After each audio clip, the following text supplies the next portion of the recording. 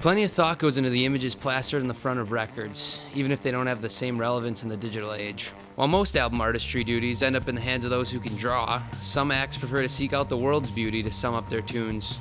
These are the top 10 album covers you can visit in real life. Warning, they might be harder to locate than that one record from the Beatles. But before we take a tour of iconic real estate, make sure you subscribe to APTV and hit the bell so you never miss a video. Number 1. American Football 1999. Of course, the emo mecca has to lead this list of real-life album cover locations, and yes, it's actually registered as a tourist attraction. Despite the slew of photos in front of the American Football House, there really isn't much special about the building itself. Located near the University of Illinois Urbana-Champaign campus, it goes up for rent every now and again to students who probably have no clue of its significance. A Reddit user shared his experience living there a while back, and yes, random people show up for photo ops. Number 2, Show Me the Body, Dog Whistle. What initially seems like a clever yet selective Easter egg for airborne fans holds much more significance for Show Me the Body and their following. After showcasing the Three Coffins logo to be adorned on their new record, the band sicked their fan base on the innocent blank walls of the world in a fairy-esque street art campaign. Number 3, The Hotelier. Home like no place is there. The Hotelier took a page out of American football's book with the release of their 2014 Insta Classic, Home Like No Place Is There, along with some custom paintwork. While we know the cover art sits somewhere in the band's home state of Massachusetts, the few fans who have discovered its coordinates have been urged to keep the secret. Number 4, Minor Threat, Salad Days. Seeing baby-faced Ian MacKaye is worth the price of admission alone with this cover, but seeing a band who jump-started a genre kicking it on the porch like the rest of us is pretty cool too. Taken at Discord House, the former HQ of Discord Records, that front door has seen many underground icons enter and leave.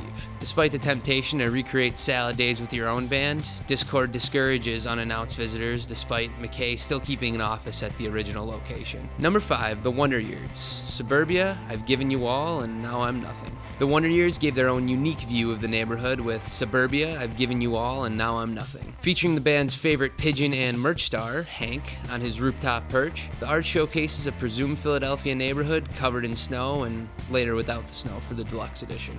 Number 6, Elliott Smith, Figure 8. The late Elliott Smith unknowingly turned some everyday Los Angeles street art into an unofficial music landmark after employing it as a backdrop for Figure 8. We're not sure if the art was erected specifically for the cover or if Smith simply enjoyed the swooping graffiti, but the image of the legendary troubadour remains burned into fans' heads forever. Sadly, the wall is no longer in the condition it was in 2000. An unknowing, or perhaps uncaring, gastropub decided to punch out a substantial hole in the mural for an entrance. Number 7, Green Day, Warning. Green Day are seen casually strolling through San Francisco's Chinatown neighborhood for the art of their 6th LP. While they didn't know it at the time, the band provided one of the easier locations on our list, a spot where you're less likely to bother the current residents with your album recreation efforts. Number 8, The Menzingers, After the Party. Despite popular belief, us included, that isn't one of the Menzingers band members shown distraught outside a brightly themed amusement park. Instead, the band used one of the many vintage shots from photographer Joe Maloney's journey through New Jersey in the 1980s. Dubbed White Shoes, the cover now holds the heart of music fans just as tightly as photographers. Number 9, State Champs, The Finer Things. The beauty of the Finer Things cover art goes to show the creative flair that State Champs bring even farther past the music. Who would think a random Albany street would make good cover art? Color us impressed, as the cover has become a must-see for pop-punk fans of all kind.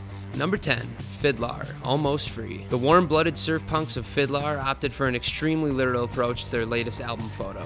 The first track, Get Off My Rock, is an anti-gentrification anthem for frontman Zach Carper's beloved Hawaii, but also lines up nicely with the graffitied boulder. The location of this beachside Easter egg, or rock, is still unknown to us. However, we are positive of its existence thanks to the background image of the band's tour page. That does it for our tour through iconic album art, but make sure to subscribe to APTV for more content like this or from your favorite bands and artists.